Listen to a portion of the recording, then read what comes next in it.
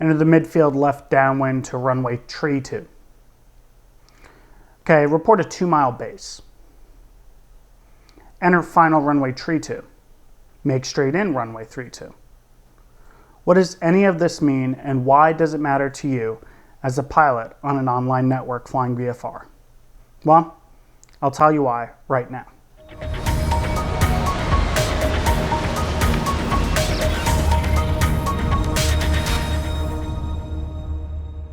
For those of you who had no idea what I was just talking about, I was referring to legs of the traffic pattern. The traffic pattern is one of the most important things for any pilot to understand, especially if you're flying VFR. Now, in the previous episode, we discussed basics of VFR and what visual flight rules were all about. In this episode, we're going to discuss all about the traffic pattern, how to navigate within it, along with when you are flying at an uncontrolled field versus a towered field.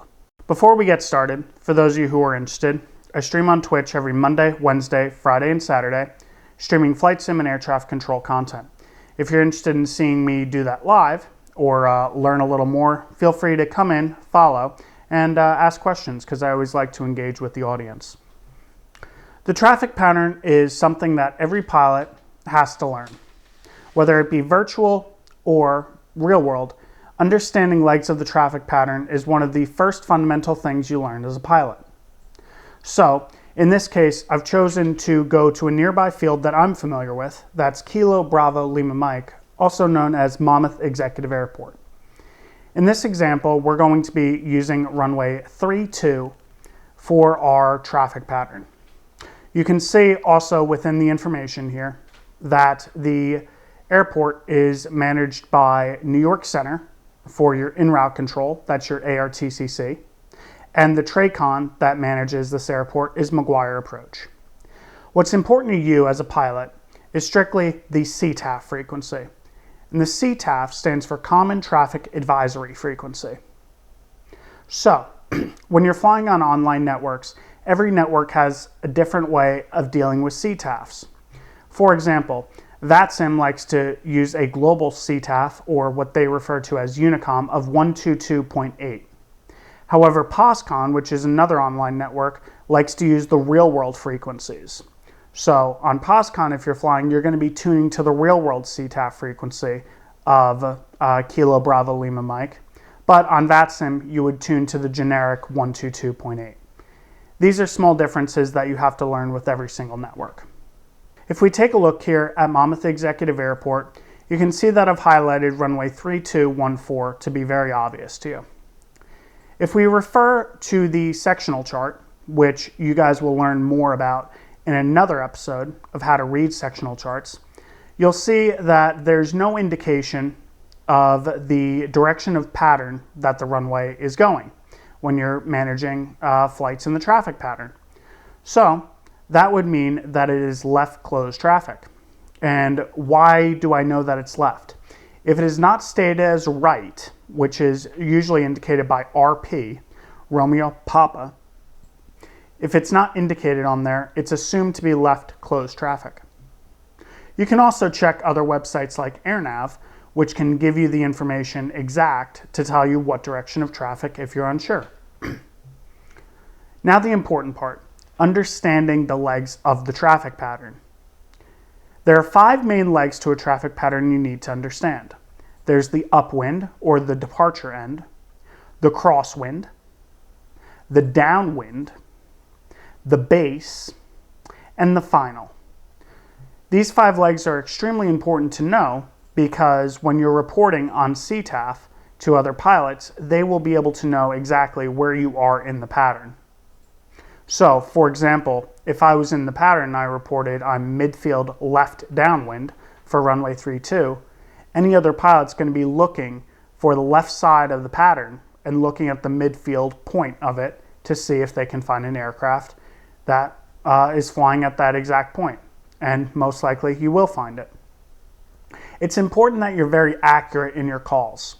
Later on in the episode, we'll go over phraseology when it comes to reporting your position in the traffic pattern on a uncontrolled CTAF frequency.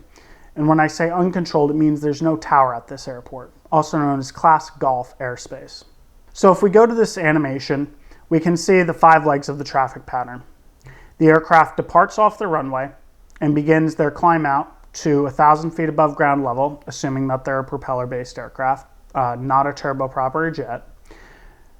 They will enter the upwind or departure end, and then they'll begin to turn their crosswind. Forgive the animation. Obviously, planes do not stop in midair and make a 90-degree turn, but I think you get the idea. Once they've entered the crosswind leg, they're then going to be planning out their downwind leg. Now, at Monmouth Executive Airport, everything's left closed traffic on runway 32. The easiest way to know what traffic you're currently operating, if you're making left closed traffic, the runway will always be to the left of you, with exception of being on upwind or final. So when you turn your crosswind, you're going to see the runway to the left of you. When you turn downwind, the runway is going to be to the left of you. When you turn base, the runway, you guessed it, it's going to be to the left of you. Right traffic is the same theory, except everything will be to the right of you. Now, when flying at a controlled field that has a tower, the controller will most likely issue you a leg of the pattern to enter if you're a VFR aircraft. So they'll tell you to enter the left base for runway 32, or they'll tell you to enter the midfield left downwind for runway 32. The reason that they give you specific legs of the pattern is to manage traffic that's in the area. There could be other traffic that's currently in the pattern, and they'll give you traffic calls for that as well, so you can be on the lookout for them. But when they tell you to enter a specific leg, be sure to always adhere to the instruction. Unless safety is a question, in that case, you can use the word unable, and then the air traffic controller will determine what to do next to manage the safety of your aircraft and everyone else in the pattern. If safety is ever a concern, pilot deviation is completely understood. You may have to explain it later on, but as long as it keeps you safe, it's a lot better to be on the ground having to explain why you deviated from air traffic control instructions rather than having a collision in midair. Let's discuss phraseology. Phraseology at an uncontrolled field. We'll start there. This is essentially where you're on a common traffic advisory frequency where everyone is talking to each other at the airport. There's no air traffic control tower to manage the traffic. There's no traffic calls for anyone else. No one gets special treatment when it comes to flying in the traffic pattern with an air traffic controller because there is no air traffic controller. It's just you and the other pilots. So, in a way, you're sort of acting as the air traffic controller at the same time, reporting your own position. When you're flying in the pattern at an uncontrolled field, you want to always start off with the airport you're operating at, followed by the word traffic. In this case, I'm going to say Monmouth traffic. So Monmouth traffic, because it's Monmouth Executive Airport, you want to keep it clear and concise. Monmouth Executive Airport traffic is extremely long. Saying Monmouth traffic is completely normal, and in fact, real world uses that phraseology all the time, including myself. There are multiple ways to go about identifying yourself. When I went on my check ride, my initial calls at the CTAF frequency was Ocean County traffic, Cessna 172 is whatever. And the examiner looked at me and said, "Why did you make the call that way?" I said, "That's, the way I was trained and, how I've heard everyone else." And the examiner quickly corrected me and told me, "You need to identify yourself by your call sign." So, obviously being the examiner, I didn't say no. So I quickly adjusted my phraseology on the fly to then say, Ocean County traffic, Cessna 292 Sierra Papa is on the upwind for runway 32, or whatever runway I was operating at the current time. So there's two ways to go about it. Personally, what I do is the first time I make the call on frequency, I always use my full call sign and my type. So Cessna 172 is in the pattern, is very generic. What I do is Ocean County traffic, November 292 Sierra Papa, Cessna 172, is on the upwind for runway 24, or is a left crosswind runway 24. Something like that where it's clear, okay, this is your tail number, and this is your type. So when they're looking out, there could be multiple 172s that are in the pattern. But if they can see your tail number, they'll know exactly, what aircraft is speaking. You can also do things along the lines of red Cessna 172. Something that distinguishes you from everyone else in the pattern. Once you're on the runway and you're about to make your first call, we know that you need to announce the airport you're at. So that'll be Monmouth Traffic, Skyhawk 2920 Papa, or Skyhawk 1234, or whatever your call sign is. We have now established that. The third thing you need to advise is your location and intention.